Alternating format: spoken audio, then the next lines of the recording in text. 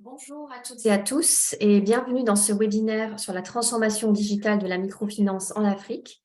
Je suis Anouche Bezelgue, je suis l'éditrice en charge du portail FinDev francophone, la plateforme de connaissances indépendante du SIGAP. Donc, dans ce webinaire, 3 institutions de microfinance en Afrique partageront leçons et enseignements sur leur propre expérience de transformation digitale. L'objectif de ce webinaire est de présenter des exemples de digitalisation réussie, de stratégies digitales viables et efficaces qui prennent en compte les besoins des IMF, rendre leur offre plus attractive et compétitive, tout en prenant en compte les besoins de la clientèle. Donc, avant de commencer ce webinaire, quelques rappels techniques. Donc, il s'agit d'une diffusion audio, c'est-à-dire que les microphones des participants resteront muets pendant toute la durée du webinaire. Mais ça ne veut pas dire que vous ne pouvez pas participer. Nous vous invitons à poser vos questions dans le chat, donc à tout moment, en précisant bien à quel panéliste vous vous adressez, et nous répondrons aux questions lors de la session de questions et réponses à la fin des présentations. Et pour être sûr que tout le monde voit bien votre question, sélectionnez tout le monde au moment de l'envoi de la question. Et enfin, l'enregistrement du webinaire ainsi que les présentations sont envoyés à tous et à toutes par email à l'issue du webinaire. Donc, vous pourrez revisualiser ce webinaire. Donc, avec nous aujourd'hui, j'ai le plaisir d'accueillir 3 panélistes. Donc, Sibia Ngayem-Bako, qui est responsable des services bancaires pour Finca en République démocratique du Congo. Razak Dimonchala, qui est chef de projet digital pour Renaka au Bénin. Et Marem Sen, qui est directrice générale adjointe de Baobab, Côte d'Ivoire. Donc, concernant le déroulé du webinaire, nos 3 intervenants partageront leurs enseignements et leurs expériences sur la digitalisation au sein de leurs institutions respectives. Puis, nous procéderons à une session de questions et réponses vers la fin du webinaire. Donc, je vais maintenant laisser la parole à notre première panéliste. Donc, il s'agit de Sibia Ngayem-Bako de Finca. Sibia, c'est à vous. On vous écoute. Bonjour à tous. Je suis là pour représenter Finca, qui est une institution de microfinance qui œuvre en RDC, qui est présente dans le monde dans plus de 17 pays. En RDC, nous sommes présentes depuis 2003. Donc, cette année, c'est aussi l'année de nos 20 ans. Donc, ça fait 20 ans d'inclusion financière en RDC. Et aujourd'hui, j'aimerais bien partager avec vous comment nous avons traversé un peu cette transformation digitale qui était pour nous un besoin, mais par après, c'est devenu comme un peu une obligation parce que sans ça, on ne serait pas resté efficient et au top de l'institution. Donc, Anouche, prochain slide, s'il te plaît. Pour ce webinaire, j'aimerais vraiment partir un peu comme un storytelling, comment on a évolué d'étape en étape pour la transformation digitale. Donc, en 2011, il s'est fait ressentir un besoin. On faisait vraiment des déploiements année après année, des branches un peu partout. Et puis, on s'est dit que ceci n'était pas efficient. On ne pouvait pas continuer à lancer des agences un peu partout comme ça. À chaque fois qu'on avait plus de 3000 clients, on ne savait plus les servir dans les agences, vu que chaque client faisait à peu près 2,5 transactions le mois. Et quand il y avait les clients crédits qui venaient et ceux qui venaient aussi pour leurs épargnes, c'était un peu plus compliqué. Donc, en 2011, on se décide de lancer un réseau d'agents bancaires. Et là, on l'a fait avec l'aide de certains partenaires qui ont fait les applications et tout le switch. C'était un peu inédit parce que dans le pays, il n'y avait personne qui avait un réseau d'agents bancaires. Et même dans le groupe Finca, en Afrique, on était les tout premiers à le faire. Mais on a pris ce risque-là parce que c'était plus bon de continuer avec des agences chaque année qui coûtaient un peu plus et ainsi le coût devait se répercuter sur les opérations.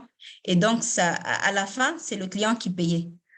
Donc, on a lancé le réseau d'agents bancaires, un pour nous rapprocher des clients, mais aussi pour diminuer les coûts. Et par après, nous avons à chaque fois, on écoutait ce que le client voulait. Et par après, quand le réseau a un peu cru, il s'est avéré que les agents bancaires avaient un peu des soucis pour rebalancer soit le float, soit le cash. Donc, par après, on a eu un autre layer au-dessus qui était les master agents, comme on les appelle, qui sont un peu comme des super agents, qui viennent servir les agents bancaires. Et ça, on l'a fait en 2013. Et à chaque fois, on écoutait le client et il nous disait, vous voyez, à chaque fois, je ne peux pas rester dans ma boutique, il y a des clients qui veulent que je puisse me déplacer.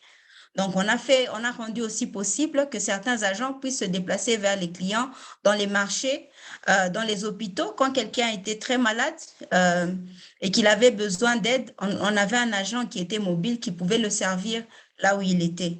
Et ça, les clients ont vraiment beaucoup apprécié. Mais par après, ils nous ont dit, vous voyez, vous ne faites que du dollar.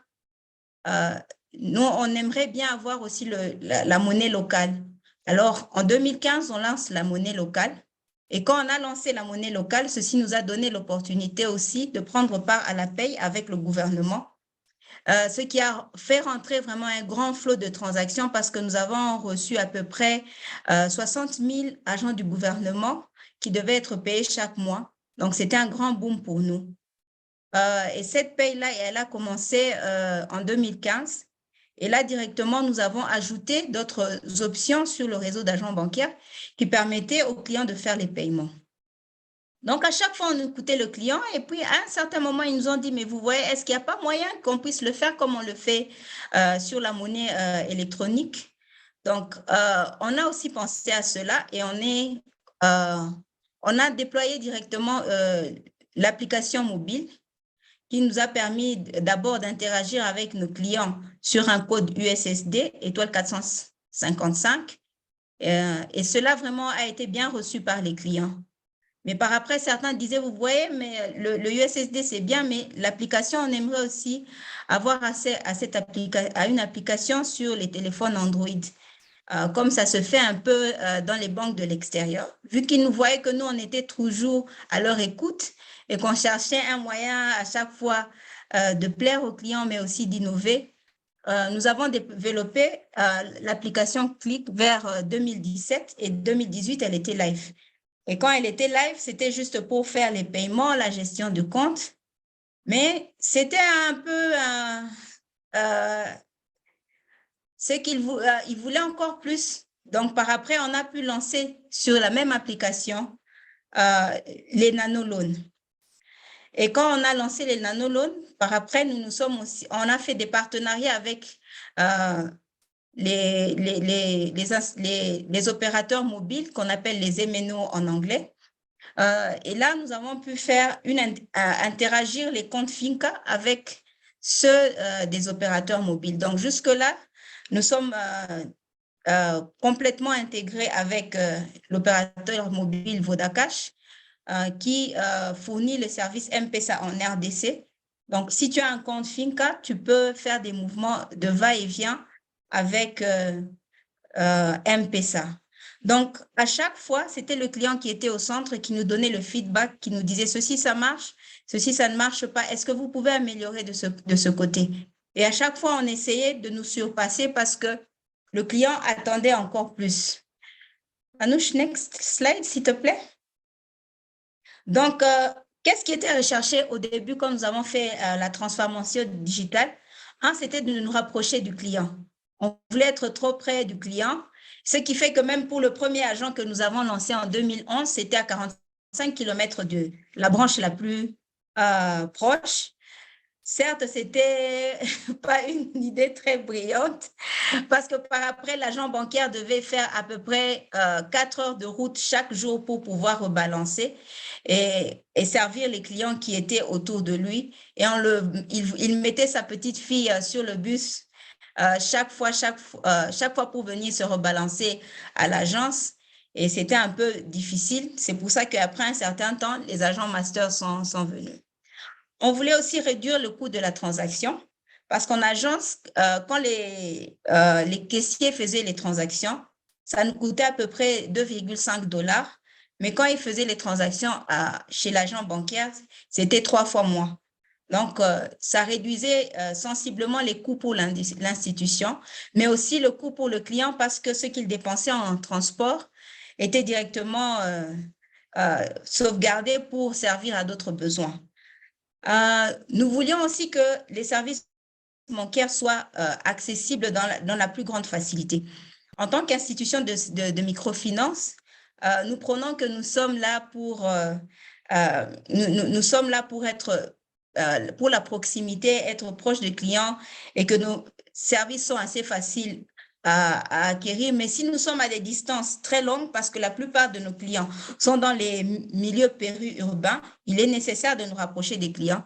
Donc, c'était un des objectifs qui était aussi poursuivi, être proche des clients et faire en sorte que, où qu'ils soient, qu'ils puissent avoir accès et que le moyen de transport ou le déplacement ne soit pas quelque chose qui l'empêche de pouvoir faire des épargnes ou vouloir avoir un compte bancaire où il pourra accéder à d'autres services financiers. Et par après, nous voulions aussi que le client de la microfinance ait accès à tous les autres services qu'un client de la banque a pour qu'il ne se sente pas un peu lésé ou soit marginalisé parce qu'il n'a pas un tel chose. Donc, c'est pour ça même qu'on avait développé les applications bancaires. On est vraiment la première institution dans le pays à avoir intégré avec les MNO. Tout ça, c'était pour donner un avantage à nos clients et qu'ils puissent avoir accès à tous ces services. C'était aussi pour pérenniser l'institution, car si on devait continuer avec le modèle ancien que nous avions de briques, à chaque fois où on devait ouvrir une nouvelle agence, c'était vraiment un souci pour l'institution, car le coût d'une agence variait entre 250 à 450 000 $. Donc, c'est un gros investissement. Ça ne permettait pas de nous déployer aussi rapidement. Mais quand on a ouvert les agents bancaires, on a pu nous déployer même dans des endroits où on n'avait jamais imaginé qu'on pourrait être. Aujourd'hui, il y a des endroits où Finca est présente alors qu'elle n'a aucune agence là-bas, à plus de 400 kilomètres de l'agence la plus proche, et les clients sont servis et ont accès aux services financiers dans la plus grande facilité et avec tous les services qui sont disponibles dans une agence normale.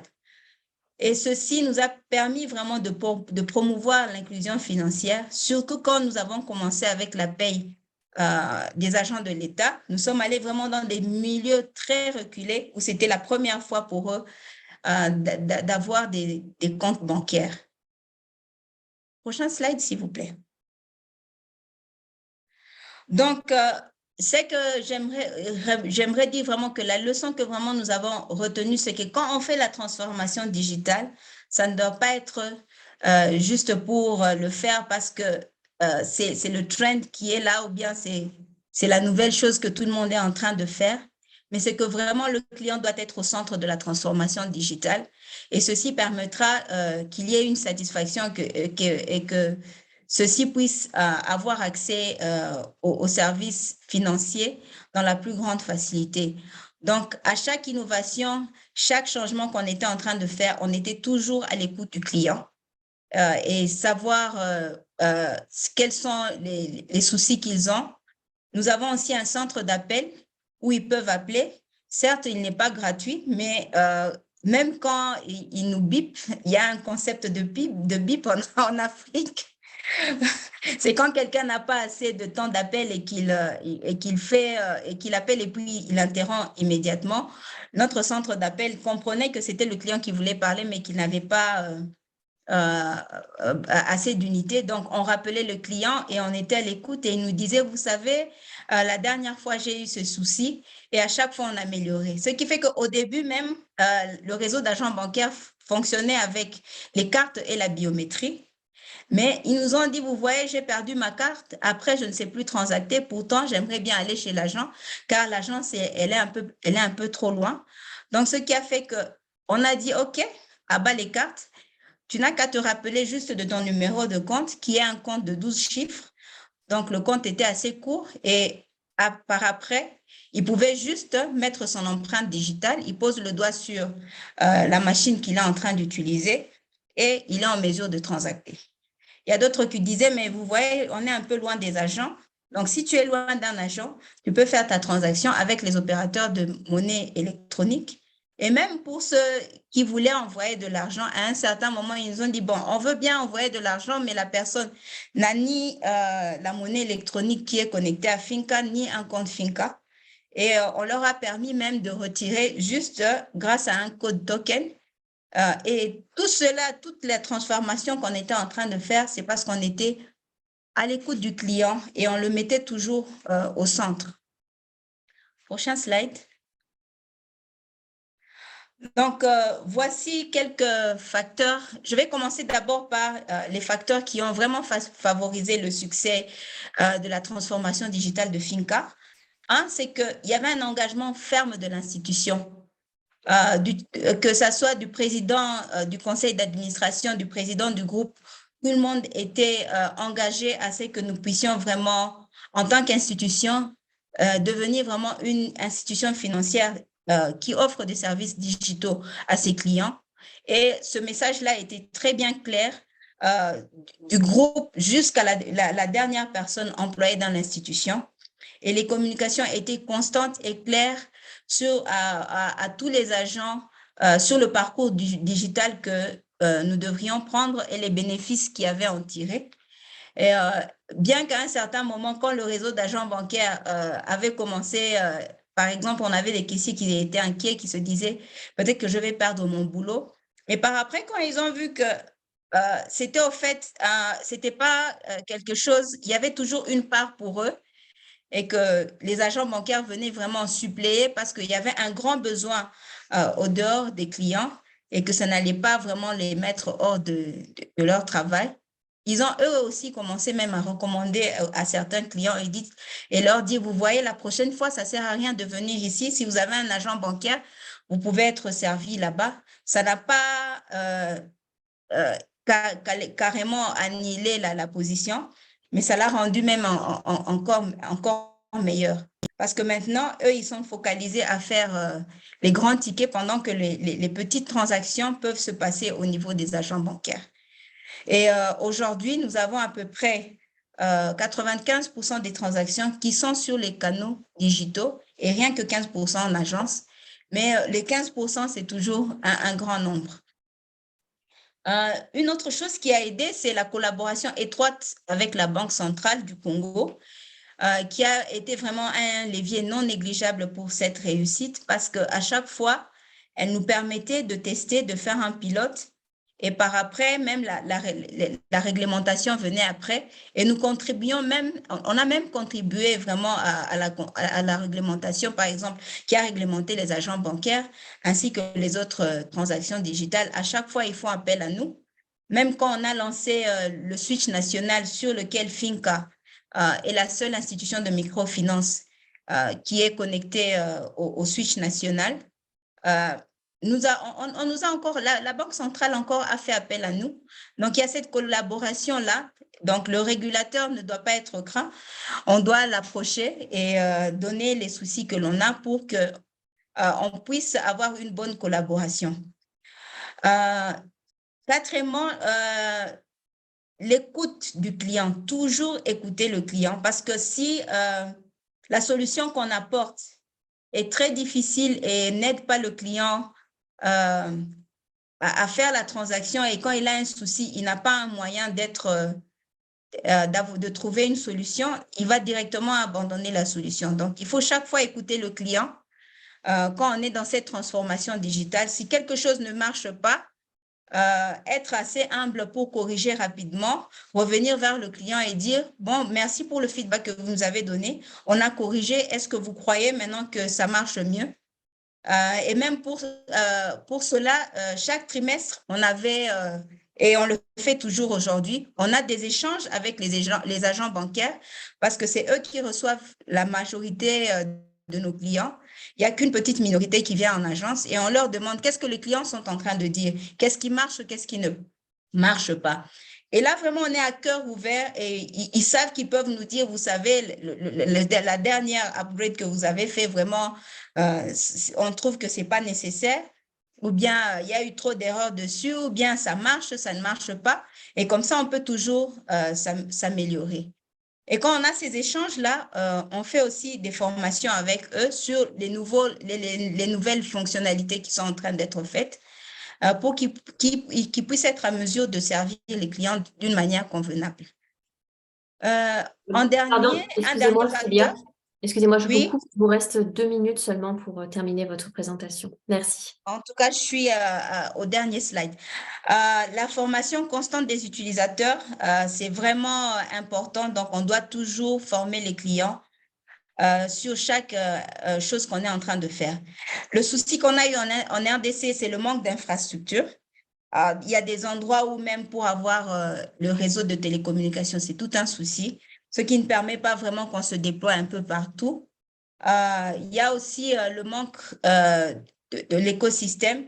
On s'est trouvé à plusieurs occasions à être les pionniers, ce qui fait qu'il n'y a pas vraiment beaucoup de personnes avec lesquelles vous pouvez vous intégrer pour avoir un écosystème assez large. Par contre, dans les marchés où c'est vraiment déjà assez développé, comme en Afrique de l'Est ou bien au Kenya, donc il y a des API qui sont ouverts un peu partout. Donc, on peut facilement collaborer avec des fintechs et d'autres pour que l'écosystème soit encore plus grand et que le client puisse avoir accès à plus.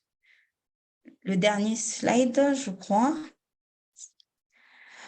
Donc aujourd'hui, Finca a son réseau d'agences, les agents bancaires, l'application mobile, le USSD. Et prochainement, nous allons vraiment lancer l'Internet banking qui est vraiment pour la classe la plus haute. Et dans tous ces canaux, tous les services sont disponibles. Donc, c'est vraiment de l'omnichannel. Donc, quand vous allez en agence, chez un agent bancaire ou sur l'application mobile ou USSD, vous pouvez ouvrir votre compte, vous pouvez faire les transactions, envoyer de l'argent à quelqu'un, même celui qui n'a pas de compte, vous pouvez faire votre transfert, épargne, retrait. Donc, les transactions qui sont disponibles dans un canal le sont aussi dans les autres. Donc, à chaque fois, on essaye de faire en sorte que l'expérience client soit la même dans tous les canaux. Et ceci est une chose vraiment qui aide à faire avancer vraiment cette transformation digitale. Donc, je crois que ça sera tout de ma part et merci beaucoup. Donc, pour l'avenir, on va continuer à écouter les clients, construire des partenariats là où possible pour agrandir l'écosystème parce que quand l'écosystème est grand, le client ne s'ennuie pas. Ça devient un peu, moi j'aime bien le mettre comme une crème glacée. Donc, vous pouvez l'avoir de la vanille, chocolat. C'est ceux qui aiment le biscuit spéculoos, vous pouvez l'avoir en spéculoos. Il y a toutes les saveurs. Donc, c'est ça, avoir l'écosystème.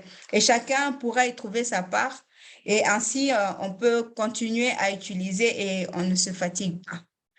Et on va toujours chercher à rendre les processus encore plus efficaces parce que quand ils sont efficaces et faciles à utiliser, les clients vont rester un peu plus longtemps. Mais si c'est compliqué, alors là, il y aura de l'abandon. Donc, merci beaucoup pour votre écoute. C'était tout comme leçon apprise et partage pour Finca. Merci beaucoup pour ce partage d'expérience et merci à l'audience également pour les nombreuses questions dans le chat. Nous allons maintenant passer au tour de Monsieur Razak Dimonchala de Renaka. Donc, Monsieur Chala va nous partager l'expérience de cette institution béninoise. Donc, Monsieur Chala, on vous écoute. Bonjour Anouch, bonjour chers tous. Merci donc de l'opportunité que vous nous offrez donc de parler donc du RENACA et donc de notre petite expérience en matière donc de digitalisation. Suivant.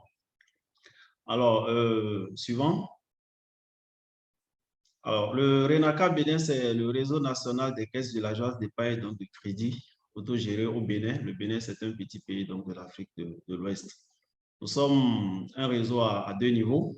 Nous avons les KVK qui sont donc les entités de base et elles sont 8, toutes agréées, et puis la fêtière qui coordonne donc l'ensemble donc des activités donc de ces KVK. Nous sommes majoritairement installés en milieu rural à plus de 70%, où nous délivrons donc les activités classiques d'un système financier décentralisé. Suivant.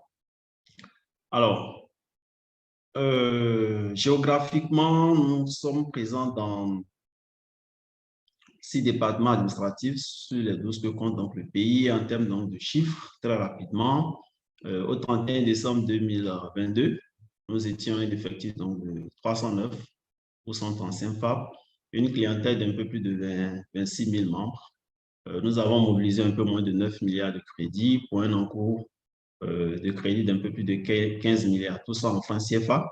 Et nous affichons un taux de portefeuille à risque 90 à 4%, suivant. Alors, à notre niveau, pour présenter très rapidement donc, le contexte donc, du RENACA, il faut dire, avec l'évolution donc, de la technologie, notamment l'expansion fulgurante donc, des réseaux de téléphonie mobile, l'accès aux services financiers via les OTM s'est fait de plus en plus croissant, les demandes de la clientèle étaient de plus en plus grandes et donc il fallait apporter une réponse à cette attente majeure donc, de la clientèle. Donc, ça a été donc le point de notre décision d'aller vers la finance digitale. Ensuite, il y avait également le souci de l'amélioration de l'inclusion financière, notamment en milieu rural, puisque nous savions qu'il était difficile pour nous d'être présents partout en zone rurale, étant donné que les infrastructures de base n'y sont pas souvent. Donc, nous nous sommes engagés également en sachant qu'en utilisant de la technologie, on pourrait être un peu plus proche donc, de nos clients. L'autre point majeur également, c'est disons, l'amélioration donc, de la qualité donc, de l'information financière chez nous. Au départ, c'était un challenge, mais on avait besoin d'améliorer donc, la gouvernance par la célérité donc, des prises de décision. Mais il fallait qu'on ait l'information en temps réel et à bonne date. Et le dernier point également, c'est notre envie et souci donc, de réduire les coûts de transaction à nos clients. Suivant. Alors, notre projet donc, de digitalisation est structuré en 3 grandes phases. Une première phase que nous avons appelée la digitalisation donc, des opérations de terrain dans la tontine mobile. La deuxième phase, c'est ce que nous avons appelé le bank to wallet et le wallet to bank. Et la troisième phase, c'est la mise en place d'un réseau d'agentiers. Alors, au regard donc, des éléments de contexte que j'ai évoqués tantôt et s'inscrivant bien sûr dans cette logique de servir nos clients et donc de participer activement à l'inclusion financière, nous avons décidé de mettre en place un modèle et ce modèle, c'est le développement d'une application mobile qui est installée donc sur des terminaux de paiement électronique, donc des tablettes ou des POS. Et cette application est capable donc de faire les opérations ordinaires donc de dépôt, de retrait, de consultation de solde, de crédit également, de remboursement, mais également de la tontine mobile où on peut effectivement également faire donc des ouvertures donc de comptes spécifiquement sur le terrain, des dépôts, des retraits, etc. L'application également permet, dès qu'une opération est validée, voilà, qu'un SMS soit envoyé au client pour confirmer et qu'un reçu automatique lui soit délivré.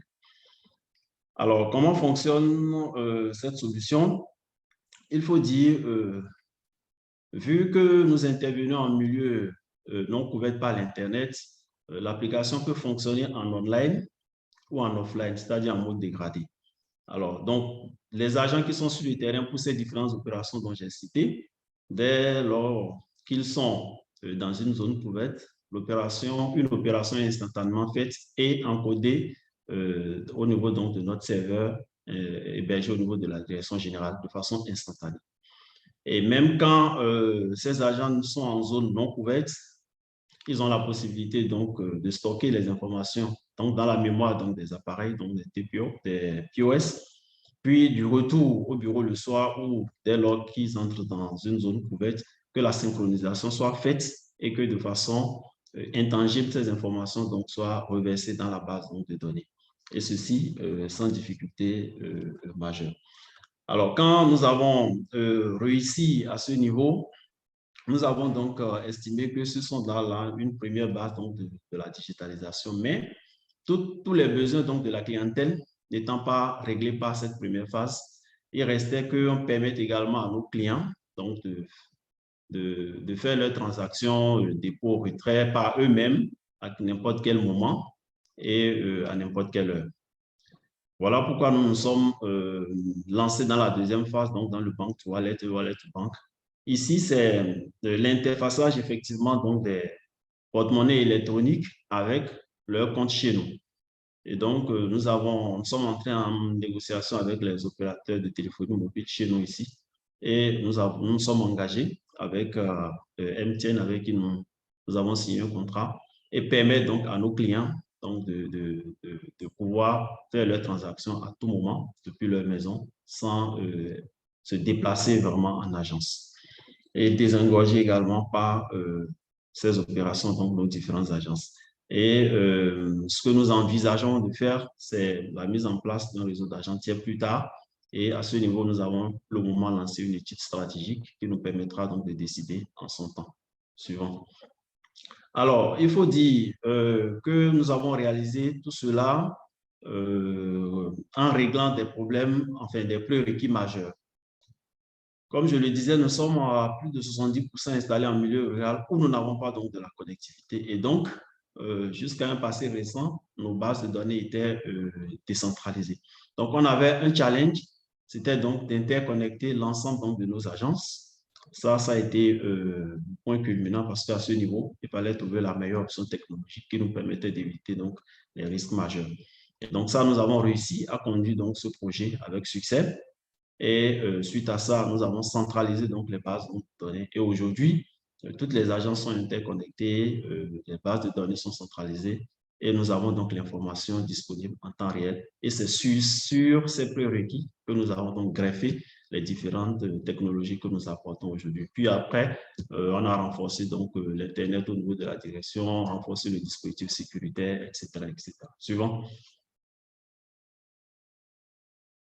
Alors, suivant. Il faut dire que suite au lancement donc, de la solution, 6 mois après, nous avons fait une petite évaluation pour en arriver au résultat que les clients, effectivement, et même nos agents étaient vraiment satisfaits de l'introduction donc, de la technologie dans l'offre du service. Et les opérations, l'évaluation a révélé donc, que les opérations étaient rapides et sécurisées. Et on est arrivé à la conclusion selon laquelle même, dans les conditions optimales donc, de connectivité, une opération en online se fait en 30 secondes et en 15 secondes, on pouvait même faire une opération en offline, alors que ces mêmes opérations prenaient 3 minutes, voire 4 minutes lorsque ces agents travaillaient en mode manuel. Et un élément important également, c'est la réduction donc, de coûts opérationnels, mais également des risques, des risques d'erreurs.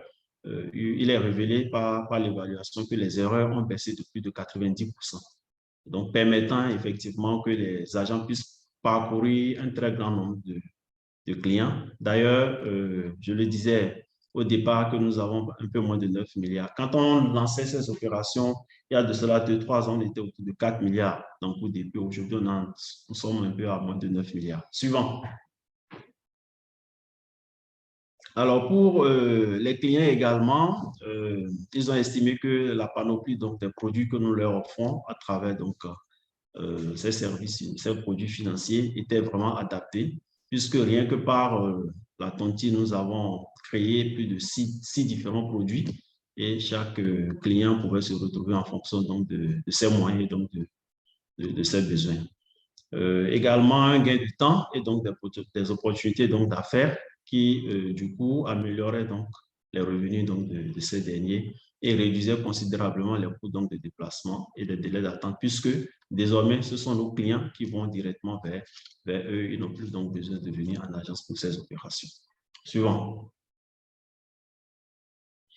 Alors, les facteurs clés que nous pouvons évoquer ici pour la réussite, il faut dire, premièrement, c'est l'engagement donc, des dirigeants. En tout cas, pour notre cas, il faut dire que la direction générale et les administrateurs se sont vraiment engagés et ont accompagné l'initiative, sinon on n'en serait pas là. Donc, on estime que c'est un élément important. Et l'autre point important, c'est la capacité technique. Il faut que on travaille à l'amélioration de l'architecture du SIG.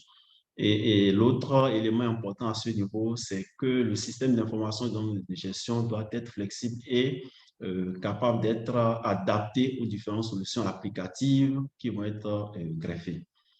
Il est important également qu'on ait une capacité financière parce que tout ça, il faut avoir donc des ressources financières allouées et dédiées au projet.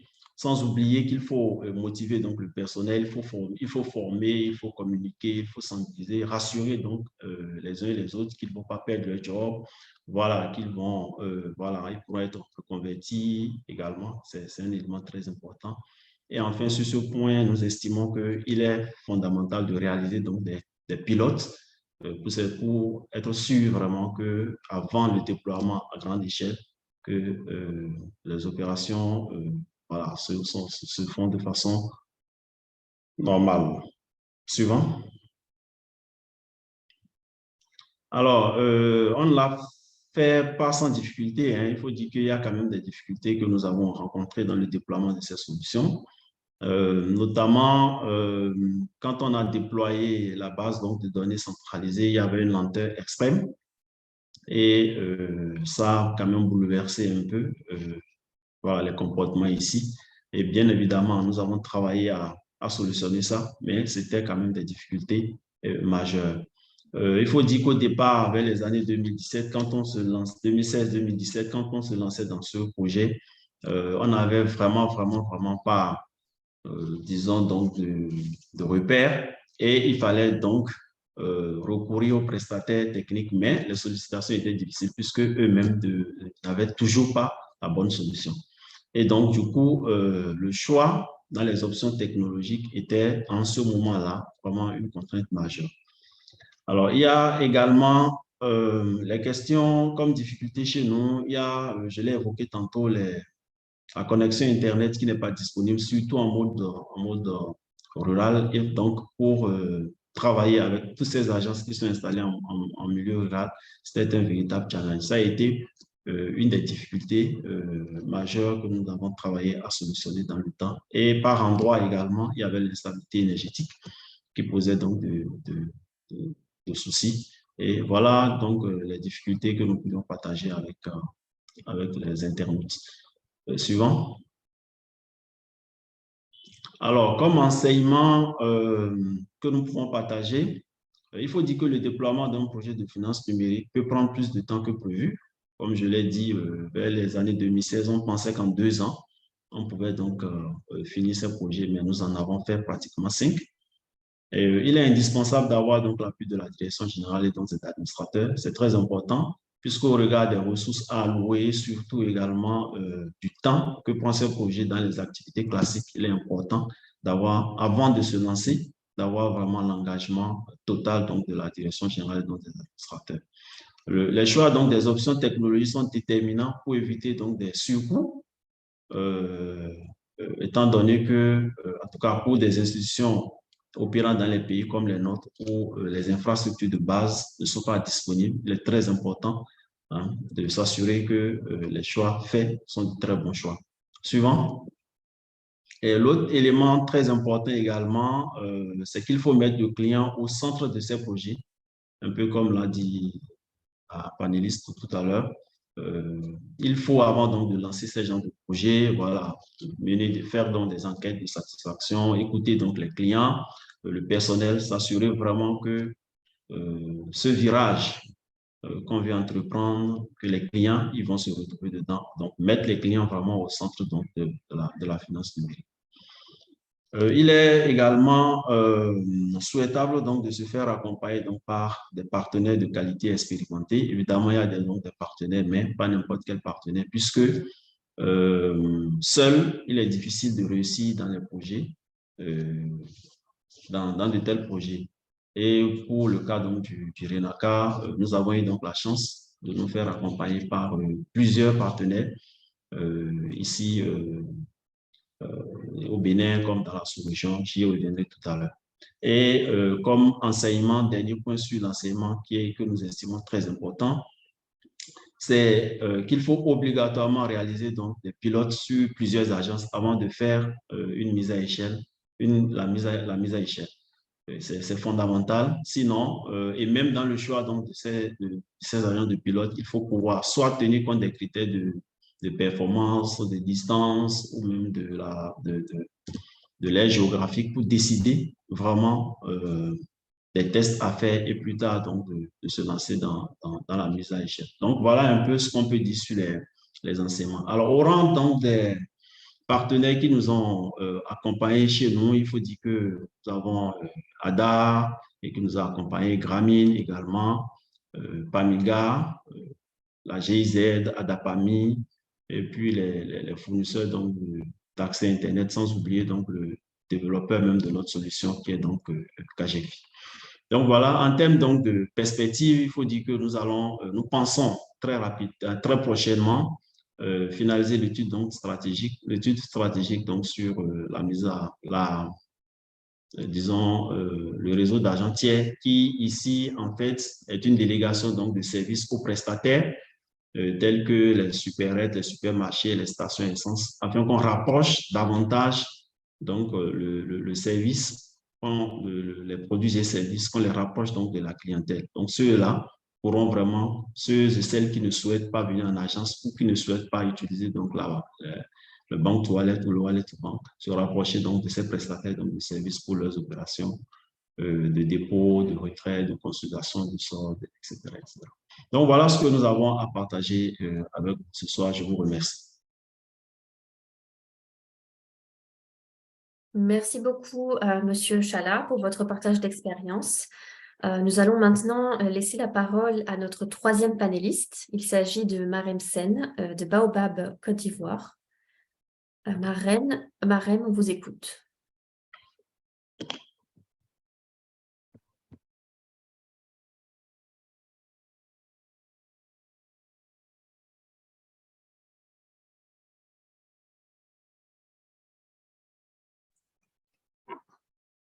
Bonjour Anouche, bonjour à tout le monde. Vous voyez mon écran? Oui, on voit votre écran, parfait. Donc, je vais prendre la suite de mes prédécesseurs et vous donner un peu un aperçu de l'aventure Baobab dans la partie digitale. Donc, très rapidement, pour présenter le groupe Baobab, c'est un groupe. On est présent dans 7 pays africains et en Chine, mais toute la présentation va vraiment se focaliser sur la partie Afrique. Donc, les filiales de l'Afrique sont le Burkina, la Côte d'Ivoire, Madagascar, Mali, Nigeria, la République du Congo et le Sénégal. Donc, c'est ces pays sur lesquels on a, depuis 2015, commencé un travail de transformation digitale et c'est ce que je vais vous présenter très rapidement. Donc, les atouts, Baobab, c'est un groupe établi qui est là depuis 2005, comme vous l'avez vu, un acteur clé sur la plupart des marchés où on opère, une forte présence locale et une bonne réputation, et une offre diversifiée au-delà des prêts. Donc, on a même une entité qui s'appelle Baobab Plus qui fait des crédits, des produits non financiers. Donc, c'est un groupe qui, comme je l'ai dit, qui est présent sur 7 pays en Afrique. Dans tous ces pays, on fait à peu près les mêmes choses, à savoir du crédit, essentiellement, de l'épargne, et du paiement et des produits d'assurance. Donc, en termes de canaux de distribution sur l'Afrique, on a 192 agences, on a 875 points correspondance, des points agency banking, et une mobile app avec des services de paiement et transfert embarqués. En Afrique, les chiffres, en gros, on est 470 000 clients actifs, 3 700 collaborateurs sur ces 7 pays. Sur la Côte d'Ivoire où je suis basée, on est 700 collaborateurs, presque 800 collaborateurs, 770. Et j'ai mis les chiffres en consolidé au niveau de l'Afrique en euros, des chiffres provisoires, mais on fait un résultat net de 24 millions d'euros et un portefeuille d'encours de crédit de 585. Si je reste sur la Côte d'Ivoire, j'ai un portefeuille à fin décembre de 121 milliards de francs CFA et d'un résultat net à peu près de 6 milliards. Il faut retenir que c'est un groupe qui est solide en termes de structuration sur le crédit. On a des portefeuilles à risque assez bons, avec un portefeuille à risque sur l'Afrique qui est à 2,2% par 30. Donc, la question, c'est pourquoi aller sur le digital? On a les fondamentaux sur la microfinance. Pour le groupe Baobab, le digital, c'est vraiment au service du business. C'est pour le renforcer, pour le rendre efficient afin de mieux servir la clientèle. C'est très importants. Ça a été une ligne conductrice assez claire pour le groupe. Donc, c'est assurer l'expansion de l'institution tout en limitant les coûts opérationnels. Les prédécesseurs en ont parlé, avec la difficulté de créer des brick and mortar dans des zones un peu éloignées. Donc, de rendre les produits Baobab accessibles à une plus grande partie de la population et de soutenir les transactions numériques. Donc là, on a des ambitions assez élevées et fortes sur ces transactions digitales. On espère arriver à 50% dans un avenir proche. On ne donne pas de target, mais le train est en marche pour le groupe.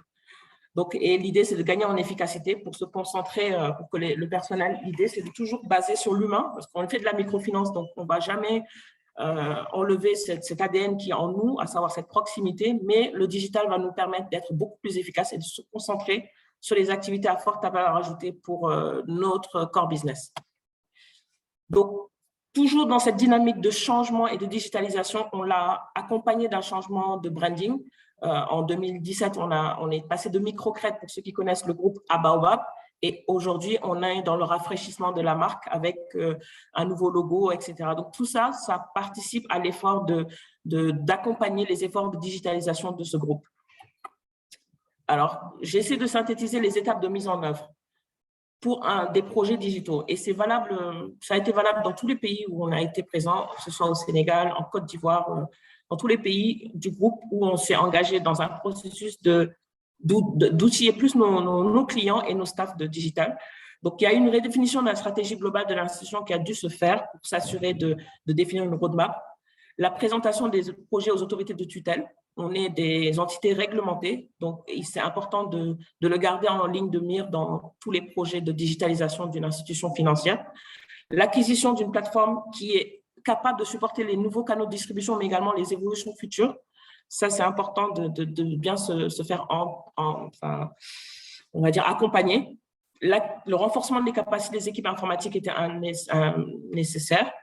La mise en place au niveau de chaque filiale des nouveaux départements ou services adaptés qui étaient en charge de pousser ces nouveaux canaux alternatifs, de définir des procédures. C'est des nouveaux profils, c'est de la formation. Il faut également ne pas négliger la partie cartographie des risques. Dès l'instant où l'entité commence à intégrer du digital dans ses process, ça change la cartographie de risque de l'institution et il faut l'adapter, donc engager et embarquer que ce soit les auditeurs, les contrôleurs, enfin toutes les personnes qui sont embarquées dans le dispositif de contrôle et pour éviter les nouveaux types de fraudes qu'on ne maîtrisait pas dans le sens business traditionnel. Donc, la mise en place d'un call center, c'est vraiment un no-brainer, ça devient une nécessité dans ce type de tournant. Dès l'instant où la société traditionnelle veut se tourner vers le digital, il est important d'avoir des canaux de gestion de la clientèle à distance, donc pour mesurer la satisfaction des campagnes d'acquisition sur le terrain. Et la mobilisation de ressources et d'experts, je pense que tout le monde l'a dit, mais c'est important, ça a été important pour nous, pour adapter les produits, les process des consultants, l'assistance technique de notre holding, mais également d'autres parties prenantes. Et il ne faut pas se leurrer, toutes ces actions ont évidemment nécessité un gros investissement et financier et humain, dont il faut tenir compte. Nous, on a bénéficié pour le démarrage en 2014-2015. Je vois Tiffaine Crène qui est connectée. Bon, en tout cas, c'est vraiment, il y a un accompagnement qui est nécessaire pour pouvoir engager de telles transformations, RH, mais informatique, et de l'assistance technique parfois pour déployer ces programmes. Je vais rapidement montrer quelques résultats et je partagerai les documents. Donc, nous, on a travaillé sur plusieurs typologies de digitalisation et de processus et de produits. Donc, on a travaillé sur certains pays à la mise en place de processus d'ouverture sur terrain, d'outils en fait, d'ouverture sur terrain de compte avec l'utilisation de la biométrie pour des clients qui ne sont pas forcément lettrés. Sur d'autres pays, on a travaillé sur l'automatisation des crédits pour permettre aux gestionnaires portefeuille de pouvoir automatiser tout le process de loan origination avec moins de papier, mais toujours le contact humain et physique, mais ça permet de recueillir et de sauvegarder une information qu'on pourra utiliser par ailleurs sur d'autres produits. On a travaillé dans le groupe à la mise en place d'une plateforme agency banking pour pouvoir soutenir le réseau d'agents.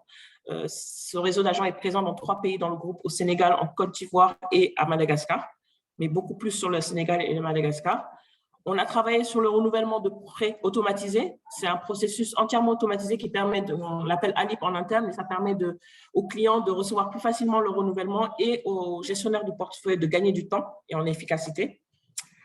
Le TACA, c'est un produit également qu'on a lancé qui est du nano-lending, qui est basé sur du scoring pour donner instantanément un crédit à un client avec moins de paperasse et moins de garanties. Et une application mobile qui a été lancée et des services de paiement qui ont été adressés, accrochés au niveau de la mobile app. Donc, tout ça, c'est une liste de produits et de services qui ont été mis en œuvre et dans un ou plusieurs pays au niveau du groupe. Aujourd'hui, ça donne quoi? Sur l'application mobile, on a des monthly active users, c'est un nombre d'utilisateurs actifs par mois sur l'Afrique. Hein, je le détaille après par pays, mais qui est de 6%. On a 27 000 utilisateurs actifs.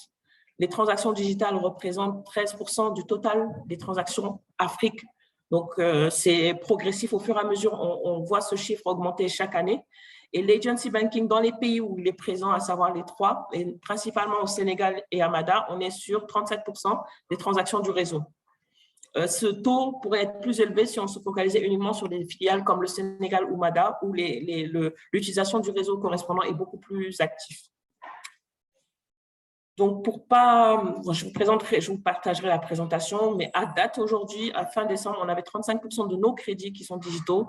Donc, ça veut dire quoi? C'est que ce sont nos crédits qui sont digitalisés, qui sont passés par le screen digital, à savoir où c'est du nano-lending, où il y a un scoring, où c'est un renouvellement ALIP automatisé. Donc, c'est ce qu'on appelle un crédit digital et ça représente 35% en nombre de nos crédits. On a eu 87 000 transactions digitales, que ce soit sur les différents canaux. On a la répartition ici par pays. Et le Sénégal est un des pays suivi du Nigeria et ensuite des pays comme la Côte d'Ivoire. Donc, c'est 3 entités où il y a beaucoup de transactions digitales, mais c'est surtout les canaux. Et on est passé de 6 à 10% et on a des ambitions assez fortes pour 2023 d'en avoir 150 millions. On n'a pas atteint les 100 millions cette année, mais voilà, c'est juste pour dire que le processus est en marche et on a déjà les bases pour pouvoir développer ces transactions. Le réseau d'agency banking, comme j'ai expliqué tout à l'heure, c'est Mada et le Sénégal qui a une forte concentration d'utilisation de ces réseaux. On a la RDC qui va être déployée également cette année. Sur l'application MyBaobab également, on a des utilisateurs, on monitore et on est vraiment dans la phase d'exécution. On est passé par les étapes de pilote, mise en œuvre et aujourd'hui, on est plus sur une phase de lancement et de boost et de campagne d'accompagnement de ce type de produits digitaux auprès de nos clients. On démarre pour des pilotes dans d'autres pays pour pousser en fait des partenariats, notamment au Sénégal avec Wave. On va essayer de le faire en Côte d'Ivoire. L'idée, c'est de pouvoir démultiplier les partenariats pour augmenter nos interactions digitales, on va dire, nos clients dans cette phase. In fine, les leçons tirées, c'est qu'il faut une stratégie claire et partagée, validée avec le top management. Je parle de niveau conseil administration. Il faut qu'on ait un alignement clair des objectifs. Il faut faire recours à des experts pour le début. On l'a fait, ça prend du temps. Comme j'ai expliqué, c'est depuis 2015 qu'on est sur ces sujets et aujourd'hui, on a atteint en maturité, mais il a fallu passer par cette case d'assistance technique pour les renforcements des capacités, mais également pour mobiliser les fonds nécessaires.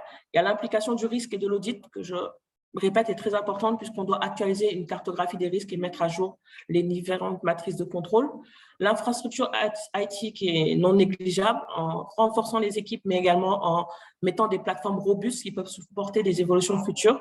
Ce serait dommage d'investir dans une plateforme qui est très jolie, mais qui n'est pas du tout mobile et le monde de la digitalisation évolue rapidement. Donc, il faut des plateformes ouvertes, Open API, qui se permettent de pouvoir se plugger à toute évolution. Le change management, donc tout ce qui est aspect RH est important. Il y a l'acquisition de nouvelles personnes, de nouveaux talents, l'intégration de ces nouvelles compétences au sein du département, la formation est clé. Les incentives doivent être changés et réfléchis. La sensibilisation client, l'éducation des clients, on va dire, et la qualité au cœur des actions. Et donc, la qualité, ça passe par les mesures de l'efficacité de ces canaux digitaux. Il ne faudrait pas que ça vienne mettre en danger. Comme j'ai expliqué, souvent, c'est des entités qui sont assez solides et sur leur marché de base. Donc, Le digital doit venir renforcer ce dispositif et non pas le dégrader. Et surtout, on répète, sécuriser les fonds nécessaires pour supporter cette stratégie, parce que c'est une stratégie qui prend du temps, de l'énergie et donc du financement. Donc, voilà un petit peu pour la présentation de Baobab au niveau Afrique. Merci beaucoup, Marème, pour cette présentation et merci à nos autres panélistes également. Donc, on va maintenant passer à la session de questions et réponses. Donc, il y a eu énormément de questions dans le chat. Merci à l'audience pour votre participation active. Donc, on a à peu près 20 minutes pour les questions-réponses. On va essayer d'en répondre au maximum. Donc, j'ai une première question pour Madame Sibia de Finca. Qu'avez-vous fait dans le domaine de la cybersécurité dans le cadre de votre feuille de route numérique à Finca? Donc, dans le cadre de la sécurité pour Finca, ce qu'on a fait, c'est que vraiment, au tout début, quand la plateforme était fermée, donc il n'y avait pas de souci, mais quand on a commencé à s'ouvrir, on a dû la rendre un peu plus robuste en investissant dans vraiment les solutions de sécurité assez fortes. Mais la force aussi de Finca, c'est son groupe, ce qui fait que il y a aussi des solutions en groupe qui sont partagées. Et à chaque fois, on fait vraiment des pen tests. Ça, c'est pour vraiment se protéger de l'extérieur. Mais la plus grosse crainte, c'est les utilisateurs internes qui peuvent être une porte ouverte si ce n'est pas bien managé. Donc, ce que l'on fait, c'est qu'on a des formations d'utilisateurs chaque année où chaque employé de la banque doit faire une formation de cybersécurité. Parce que si vos utilisateurs en interne ne sont pas formés et ne savent pas comment sécuriser le système, une petite intrusion, ça peut coûter vraiment des millions. Surtout déjà quand on a des grandes intégrations, on doit vraiment savoir se protéger en interne comme en externe. Merci beaucoup. J'ai maintenant une question pour Monsieur Chala de Renaka.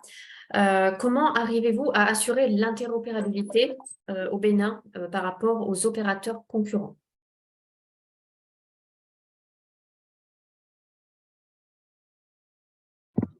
Ok, merci beaucoup. Alors, il faut dire que au Bénin, en fait, l'interopérabilité n'est pas encore effective avec l'ensemble des systèmes financiers décentralisés.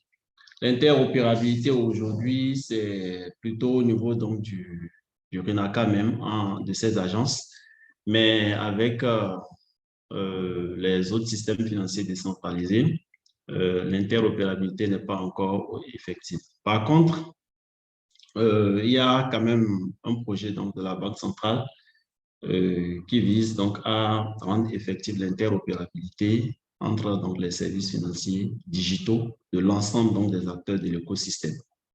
Donc, voilà un peu ce qu'on peut dire au Bénin sur l'interopérabilité. Merci beaucoup. J'ai maintenant une question pour Madame Sen de Baobab. Parfois, la plateforme technique met en otage le projet de digitalisation, surtout quand le fournisseur technologique a du mal à adapter l'outil à l'institution. Comment avez-vous fait pour faire face à ce problème? Bon, je pense que il n'y a pas de solution. C'est clair qu'il faut en avoir conscience que je vais répéter, hein, c'est important d'avoir une plateforme qui soit ouverte. Donc, autant prendre le temps de bien sélectionner la plateforme nécessaire et qui soit ouverte à des futures évolutions. Parce que parfois, on reste focalisé sur un projet unique et on ne se rend pas compte que demain, nos besoins vont évoluer. Et à ce moment-là, on revient vers un prestataire et il nous dit non, mais ce n'était pas possible. Donc, il faut vraiment avoir une vue assez globale, d'où l'importance de se faire accompagner pour avoir en vue toutes les possibilités que l'offre la plateforme, même si au démarrage, on ne va pas déployer toutes les fonctionnalités. Donc, c'est ce qui est important de s'assurer au niveau du choix de la plateforme, de prévoir cette évolution et cette évolutivité. Pardon. Merci. J'ai une question pour Madame Sibia de Finca. Que faites-vous quand la couverture de connexion n'arrive pas à couvrir certaines zones où il y a des clients? Bon, à l'impossible, nul n'est tenu, mais c'est là qu'il y a un adage en lingala qui dit que on ne jette pas la marmite ancienne, ce qui fait qu'on a toujours l'ancien modèle qui est disponible. Quand il n'y a pas de couverture réseau, nous, nos plateformes, elles sont en real time, donc en temps réel. Donc, là où ça ne marche pas, si c'est pour un besoin de transaction pour les clients, on y va avec le modèle traditionnel où on a l'épicier. Mais si il n'y a pas possibilité de le faire avec l'agence, alors là, on y va avec l'opérateur mobile. Donc, c'est pour ça qu'on a fait toutes ces intégrations-là pour permettre aux clients quand même de pouvoir avoir accès aux services financiers à travers différents canaux. Merci beaucoup. Une question pour Renaka. Donc, en raison des défis liés à la mise en place de l'infrastructure informatique dans le cadre d'une transformation digitale, quelles sont les dispositions idéales que vous proposez pour les institutions qui s'y engagent? Excusez, madame, je n'ai pas bien suivi votre question. Pardon, je répète. En raison des défis liés à la mise en place de l'infrastructure informatique dans le cadre de la transformation digitale, quelles sont les dispositions idéales que vous proposez pour les institutions qui souhaitent s'engager dans cette voie? OK.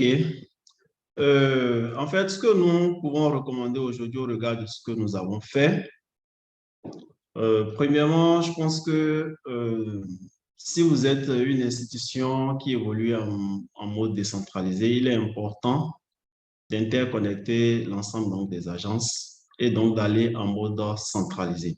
C'est vrai qu'il est possible donc au niveau architecture d'évoluer en mode décentralisé, mais nous conseillons pour limiter donc les risques majeurs et avoir donc un contrôle sur l'ensemble donc des opérations donc de l'institution, voilà, d'aller à la centralisation donc des bases de données afin d'avoir une base unique sur laquelle on pourra donc greffer l'ensemble des solutions applicatives plus tard.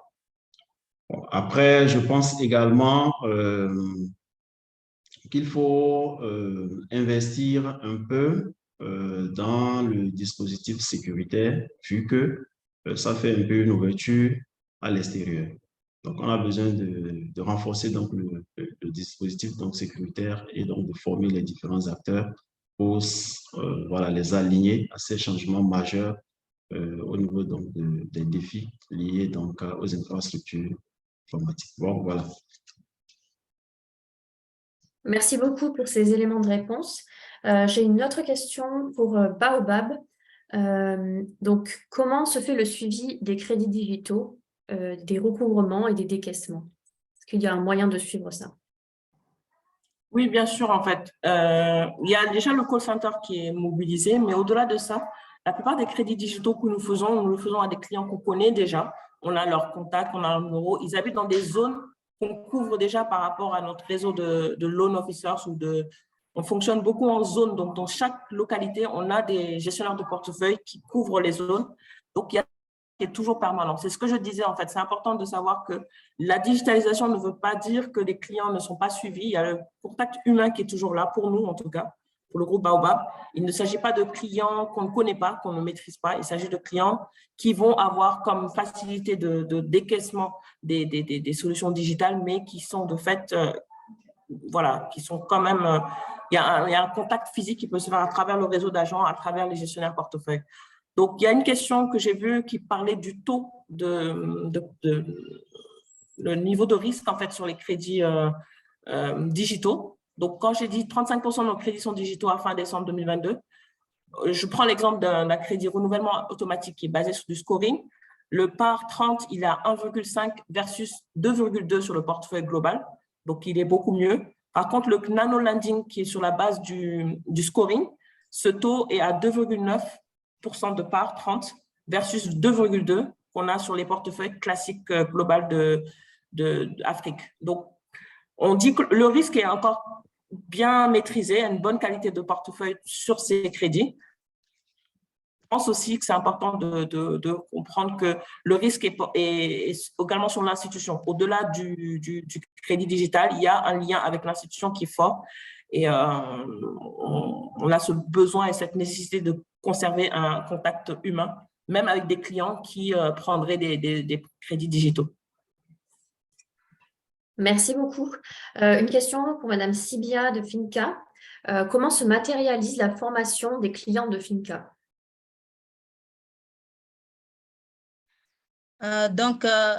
Pour la formation des clients, en fait, il y a toujours chaque touch point, là où on essaie de faire pour le plus mieux possible de former les clients.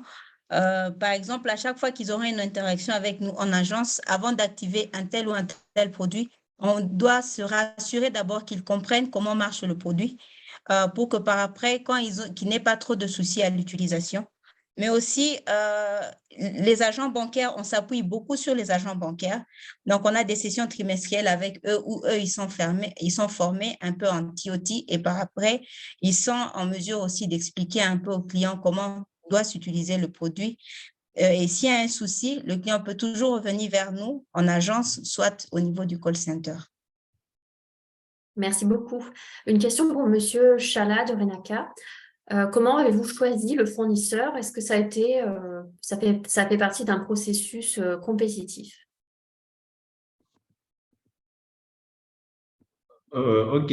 Alors, il faut dire que pour l'application mobile, je ne sais pas si le choix du fournisseur, c'est par rapport au développement de l'application mobile ou par rapport voilà, au fournisseur d'accès Internet. Mais pour ce qui est donc du fournisseur de l'application mobile, il faut dire que c'est déjà l'éditeur de notre site qui a été choisi pour développer cette application afin de limiter les risques, puisque nous utilisons un logiciel développé par lui et ce même fournisseur a fait des développements, a amélioré également, a fait oui, bien sûr, des développements de plateformes digitales. Donc, à ce niveau, il n'y a pas eu véritablement de choix ou, voilà, de plusieurs fournisseurs. Donc, nous sommes allés directement avec celui-là, mais nous avons fait attention à exprimer clairement nos besoins, qu'est-ce que nous attendons, qu'est-ce que nous voulons. Donc, nous sommes assis pour nous entendre sur ce que nous voulons faire. Par contre, si la question elle est relative au choix des fournisseurs qui ont travaillé pour l'interconnexion ou pour l'interconnexion, là, effectivement, nous avons fait un appel d'offres ouvert et donc avec l'appui de nos différents partenaires, nous sommes arrivés à choisir des fournisseurs qui nous paraissaient quand même meilleurs dans ce domaine-là. Voilà ce que nous avons fait. Merci beaucoup. Une question sur la cybersécurité pour Baobab. Concernant l'infrastructure informatique, utilisez-vous le cloud ou avez-vous des serveurs en Afrique? Et quelles sont les mesures de cybersécurité que vous avez mises en place? Alors, la réponse est oui pour le cloud. Toutes nos structures sont sur du cloud. Baobab également a comme particularité d'avoir une société de services au sein du groupe qui est basée à Dakar, qui gère toute la partie informatique de toutes les filiales du groupe. Donc, on a également un département, un service dédié à la sécurité informatique qui comprend des experts. On essaie de sécuriser le maximum tous les flux que nous avons. Il y a des formations, des sensibilisations qui sont faites à tous les niveaux des filiales pour créer de l'awareness autour de cette problématique qui est inhérente au déploiement de nouvelles solutions digitales. Donc, je ne sais pas si ça répond à la question. Mais... Merci beaucoup pour ces éléments de réponse. Donc, je vais poser une dernière question à chacun des panélistes avant de clore ce webinaire. Donc, j'ai une dernière question pour Finca. Donc, le client est au centre, c'est vrai, mais est-ce que l'absence de contact physique ne pose pas un problème affectif rendant les transactions fictives? Donc, comment vous maintenez le lien malgré le digital? Le processus de digitalisation n'a pas vraiment enlevé l'aspect humain parce qu'avec les agents bancaires, comme on peut le voir, c'est toujours une personne familière que vous rencontrez quand vous venez faire les transactions. Aussi, au niveau des agences, on n'a pas carrément tout fermé. Donc, il y a toujours ce touch point qui est toujours disponible en cas de besoin. Pour ce qui est du fictif, Finca, nous, on s'est appuyé plus sur la biométrie.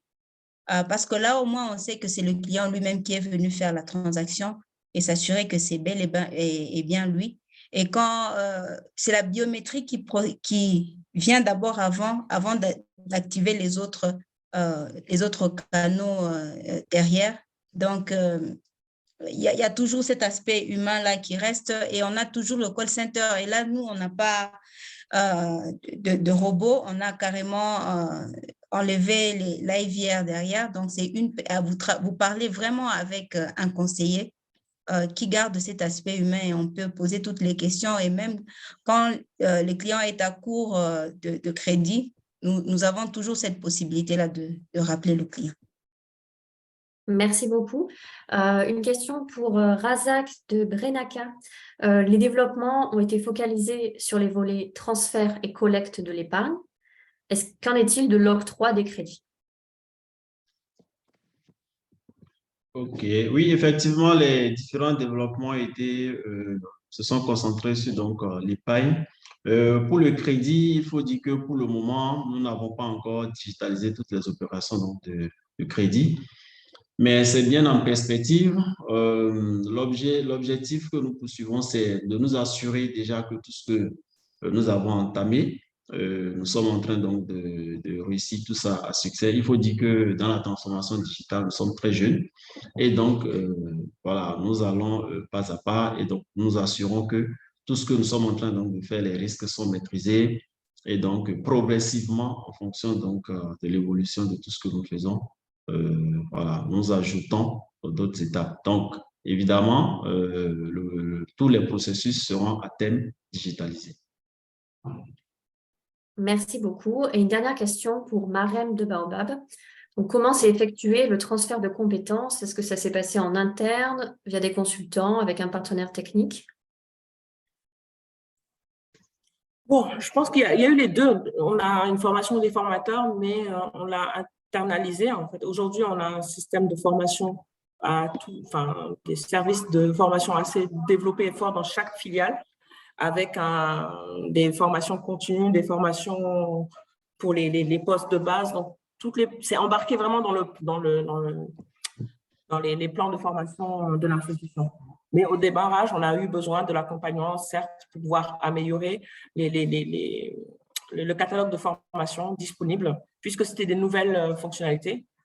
Il y a une question qui posait sur l'audit, par exemple. Effectivement, on a dû les former, toutes les équipes d'audit, à ces nouvelles technologies pour qu'ils puissent aussi améliorer leur technique de pouvoir détecter de nouveaux types de fraude, des nouvelles types de fraude, etc. Donc, oui, c'est embarqué vraiment dans le catalogue des formations. Aujourd'hui, toute personne qui rentre à Baobab au niveau de loan officers a un catalogue de formation qui inclut les nouveaux outils qui sont utilisés. Mais au démarrage, on a eu besoin d'assistance technique pour pouvoir mieux structurer ces formations. Merci beaucoup, Marem Sen de Baobab, pour cette réponse.